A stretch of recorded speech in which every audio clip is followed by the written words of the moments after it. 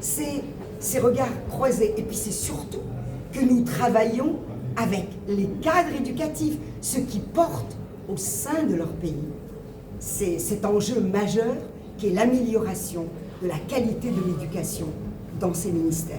Donc les cadres éducatifs, vous avez ici, parmi vous, aujourd'hui, quelques-uns des cadres emblématiques qui se retrouvent. Et à Dakar, ce regroupement est important dans ce pays de la Teranga parce que le ministère de l'Éducation nationale nous accueille et nous accueille dans ses écoles, dans ses institutions pour vivre ensemble l'expérience des classes, de la pratique éducative au quotidien.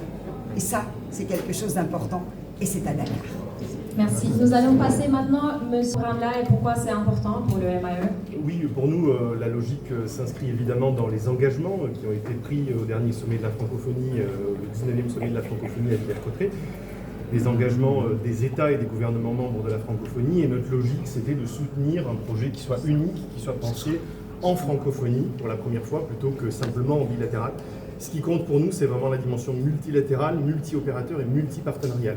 Et évidemment, ça s'inscrit dans une logique d'impact qui est celle du ministère des Affaires étrangères, de soutenir vraiment une francophonie qui serve, une francophonie qui soit pensée par ceux qui la portent. Et évidemment, ça s'inscrit ensuite, on l'espère, dans un avenir. Évidemment, ça ne s'arrêtera pas à Dakar, ça continuera puisque c'est la première cohorte sur 3.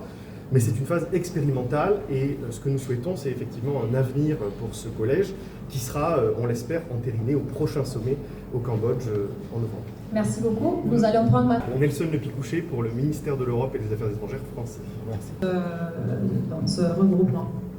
Merci beaucoup. Alors, il faut dire que l'EFEF joue le rôle, en fait, c'est la francophonie éducative qui est en action. Vous avez vu que nous avons plusieurs acteurs de la francophonie qui se regroupent et qui mettent en œuvre, en fait, leur synergie pour partager leurs expériences et permettre à ces pays-là de se croiser et de parler de la même voix. La qualité de l'éducation, c'est quelque chose de très important aujourd'hui, quand on sait que le métier change. Nous, à l'EFEF, nous accompagnons ces pays à côté de l'AEF, de France Éducation Internationale et bien sûr du ministère des Affaires étrangères et de l'Europe. Très bien, merci beaucoup.